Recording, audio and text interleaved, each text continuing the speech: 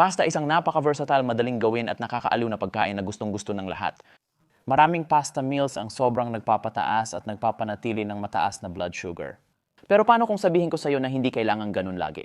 Bilang may diabetes ng 35 taon, nagsimula akong maghanap ng pasta na hindi nagpapataas ng blood sugar. Sinuri ko ang nutritional value ng bawat pakete at tinikman ang daan-daang pasta sa bahay at restaurant.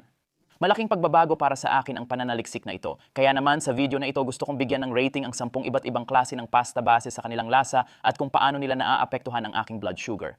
Para matulungan kang pumili ng angkop sa'yo at bilang bonus, sa dulo ng video ituturo ko ang 7 practical na tips para mapanatili ang control sa blood sugar. Anumang pasta ang kainin mo, tandaan, hindi ako doktor o nutrisyonista. Tao lang akong nakakaunawa sa pinagdadaanan mo sa diabetes at gustong tumulong.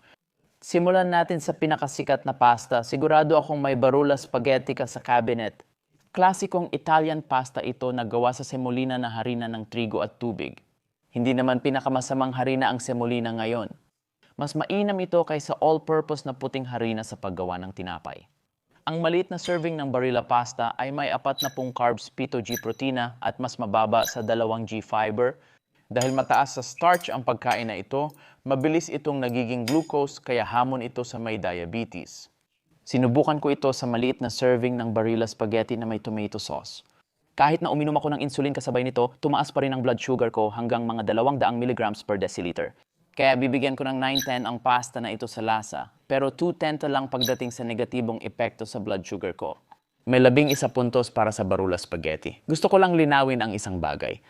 Walang pinagkaiba kung spaghetti, linguine, penne o fusilli ang kunin mo.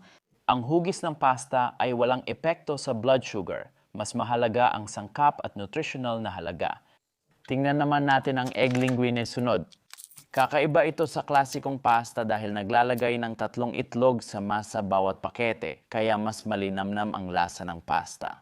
Ang maliit na serving ng egg linguine ay may 38 carbs, 8G protina at 2G fiber. Mas kaunti ang carbs at mas mataas ang protina kaysa sa klasikong pasta. Maganda sana ang dagdag itlog, pero nang tikman ko ng kaunti, halos 100 at 70 agad blood sugar ko, mas mababa kaysa klasikong spaghetti pero mas mataas pa rin sa gusto ko. Bibigyan ko ng 9-10 ang egg pasta sa lasa at 3-10 dahil malaki ang epekto nito sa blood sugar ko. Kabuo ang 12 puntos sunod, isa sa mga paborito ko, lokal na organic whole grain penna mula sa tindahan dito. Ang pinagkaiba lang nito sa traditional na pasta ay gawa ito sa whole grain semolina na mahalaga talaga. Kapag tiningnan natin ang nutritional values, ang maliit na bahagi ng whole grain pasta na ito ay may humigit kumulang 3-6 na carbs, 7 gramo ng protina at halos 4 na gramo ng fiber, kaya mas kaunti ang total carbs at doble ang fiber kumpara sa traditional na pasta. Mahalaga ito dahil ang fiber ay carbohydrate na hindi natutunaw ng katawan. Dagdag pa, pinapabagal nito ang pagtunaw kaya mas mabagal at banayad ang pagtaas ng blood sugar. Nang tikman ko ito na may tomato sauce, umabot sa 100 at 6 na po ang blood sugar ko, hindi man perpekto, pero ayos na rin. Mas may natin na lasa at chewy ang whole grain na pasta kumpara sa traditional, pero okay lang sa akin. Bibigyan ko ito ng 8 sa 10 sa lasa at 6 sa 10 sa epekto sa blood sugar, kabuuang 14 na puntos. May bago tayong paborito, masarap at hindi mabilis magpataas ng blood sugar. Ngayon may isa pa akong halimbawa ng whole grain pasta dito. Gawa ito sa spelt flour, isang Asian na kamag-anak ng modernong wheat flour. Mas masustansya at mas mabuti para sa blood sugar ang whole grain spelt pasta kaysa sa whole grain semolina pasta. Tulad ng sinabi ko, pero mas malutong at mas malasa ng mani. Isa pang advantage ng spelt pasta ay mas madaling tunawin dahil mabilis matunaw ang gluten nito. Kahit na maganda ito para sa blood sugar, nakakuha lang ito ng 7 sa 10 sa epekto nito sa blood sugar. Di ako masyadong fan ng lasa nito kaya 5-10 lang ang score ko, total ay 12 puntos. Baka napansin mo, ang healthy whole grain pasta ay kadalasang kayumanggi, pero hindi ibig sabihin na lahat ng brown na pasta ay maganda at blood sugar friendly. May mga murang pasta rin na kulay brown, pero kulay brown lang sila dahil sa dagdag na pangkulay at particular na paraan ng pagproseso. At dapat talagang iwasan mo ang mga iyon. Palagi kong binabasa ang mga sangkap at tinitingnan ang nutritional value, hindi lang ang kulay, bilang isang patakaran. Palagi kong pinipili yung may mas kaunting carbs, mas maraming fiber, at mas maraming protina para siguradong nakakakuha ako ng pasta na hindi masyadong nakakaapekto sa blood sugar. Ngayon may kakaiba akong protina na ihahain sa'yo. Masustansya at puno ng protina ang dalawang pasta na ito at mas kontrolado ang blood sugar kaysa traditional na pasta. Ang chickpeas fusilli ay gawa sa chickpea flour. Mas mataas ito sa protina at fiber kaya nakakatulong pabagalin ang pagtunaw ng pagkain at magbigay ng mas tuloy-tuloy na enerhiya. Ang isang maliit na serving ng chickpea pasta na ito ay naglalaman lamang ng humigit kumulang 29 na gramo ng carbs, 12 gramo ng protina at 5 gramo ng fiber. Kaakit-akit ang nutritional profile ng pasta na ito para sa may diabetes dahil hindi gaanong tumataas ang blood sugar. Matapos kong kainin ang chickpea pasta na may tomato sauce, napansin kong stable at mababa sa 140 ang blood sugar ko buong oras. Medyo may lasa ng chickpea at mas matigas ang texture ng pasta na ito kaysa sa traditional. Kaya hindi ko ito mabibigyan ng higit sa 5 sa 10 para sa lasa, pero binigyan ko ito ng matibay na 8 sa 10 para sa positibong epekto nito sa blood sugar, kaya umabot ito ng kabuuang 13 puntos. Yung isang pakete na pinakita ko sa iyo kanina ay puno ng red lentil fusilli na gawa sa pulang lentil na harina. May 31 gramo ng carbs, 15 gramo ng protina at 3 gramo ng fiber. Ang red lentil pasta ay mataas din sa protina at isang masustansyang pagpipilian. Nang kumain ako ng red lentil pasta, umakyat lang blood sugar ko sa 140 mg/dL na okay lang sa akin. Pero hindi ka mangha-mangha ang lasa. Kahit mataas ang score ng lentil pasta sa blood sugar, 810, 410 lang ang ibibigay ko dahil sa matapang na lasa nito. Kabuuang 12 puntos. Sa totoo lang, kung katulad mo ako na hindi ganun kagusto ang lasa ng lentil pasta, baka gusto mong subukan ang isa sa mga fortified na brand ng pasta. Katulad ng Barula Plus series, pinaghalong semolina at red lentil flour ito kaya mas malapit ang lasa sa totoong pasta. Asahan mong mas mataas ang blood sugar mo kaysa sa pasta na gawa sa legumes. May 4 pa tayong pasta na susuriin at 2 dito makakakuha ng 10-10, kaya manatili lang. Sunod ay isa pang kamanghamanghang plant-based na pagpipilian na puno ng magagandang sangkap. Black bean spaghetti ito. 2 sangkap lang ang pasta na ito, organic na black bean flour at tubig, kaya't napakaganda ng nutrisyon nito. Ang maliit na bahagi nito ay may 19 na gramo lang ng carbs, 11 gramo ng fiber, at kamanghamanghang 25 gramo ng protina. Ang mataas na fiber at protina nito ay maganda dahil mas mabagal matunaw ang pasta na ito kaysa sa mga nabanggit natin. Nang sinubukan ko ito sa simpleng sarsa ko, dahan-dahang tumaas ang blood sugar ko mga 1 oras pagkatapos kumain. Pero hindi ito lumampas ng 120 mg kada deciliter, napakaganda nun. Ang di maganda sa pasta na ito ay malakas at makalupang lasa na natatabunan ang banayad na sarsa. Mas gusto kong kumain ng pasta na gawa sa beans na may matindi at masarap na sarsa. Para sa epekto sa blood sugar, bibigyan ko ito ng 9 sa 10, pero para sa lasa, 3 lang sa 10, kaya ang kabuuan ay 12 puntos. Ngayon, ipakikilala ko ang nakababatang kapatid ng black bean spaghetti. Sa totoo lang, baka ito pa ang kuya dahil mas mataas ang puntos nito kaysa sa black bean spaghetti.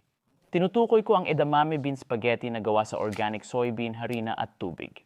Ang maliit na bahagi ng plant-based at gluten-free na pasta na ito ay may 20 carbs lang, kung saan 13 gramo ay fiber at mayroon din itong 24 na gramo ng protina. Kahawig ito ng black bean pasta at halos pareho rin ang naging tugon ng blood sugar ko na maganda.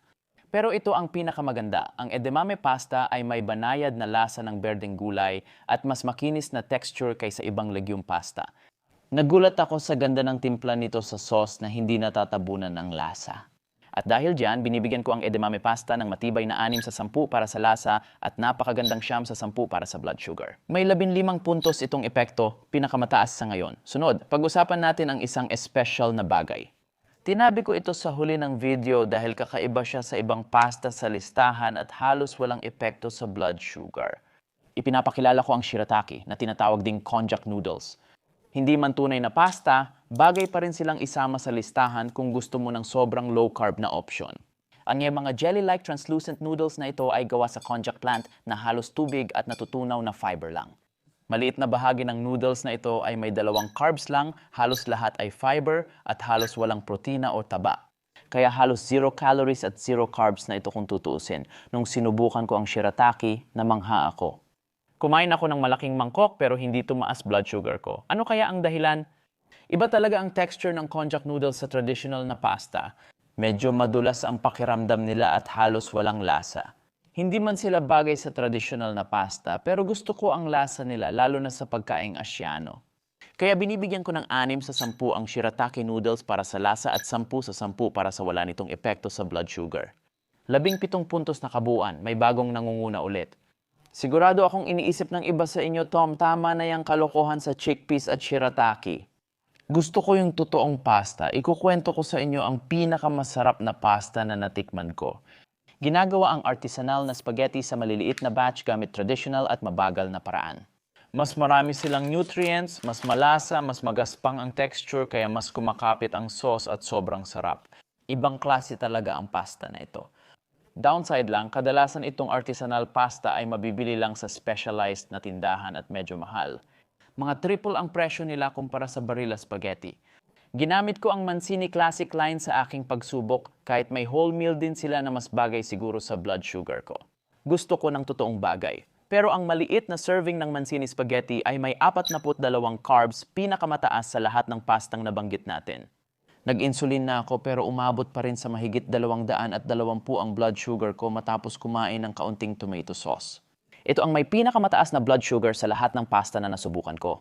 Sinasabi ko, sobrang sulit at masarap ang spaghetti na to. Bibigyan ko ng 10 out of 10 sa lasa. 1 out of 10 lang ang negatibong epekto nito sa blood sugar, kaya 11 puntos lahat. Gusto ko lang linawin isang bagay. Posible pa rin kumain ng high-carb na artisanal pasta nang hindi agad tumataas ang blood sugar. Pero kailangan mong gawin ito ng tama, kaya hayaan mong ipaliwanag ko.